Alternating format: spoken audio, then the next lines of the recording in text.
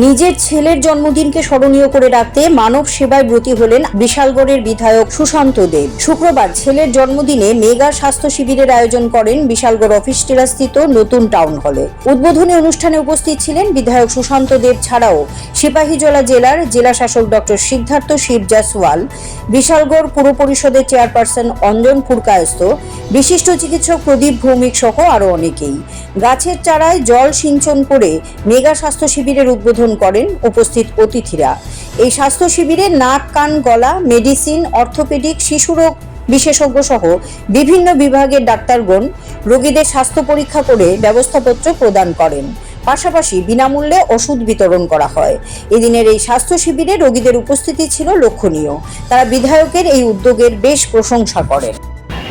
আসলে আমি বরাবরই কোনো না কোনো শুভদিনে চেষ্টা করি কোনো না কোনো সামাজিক কাজ করতে।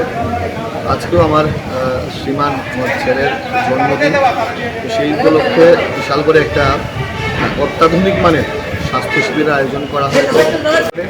এখানে স্বাস্থ্যকর্মীরা এসছেন, এখানে বিনামূল্যে আপনার স্বাস্থ্য পরীক্ষা, blood test, ECG, sonography, fibro scan, বিভিন্ন ধরনের উন্নত মানের চিকিৎসা করা হবে এবং বিনামূল্যে ওষুধ দেওয়া হবে।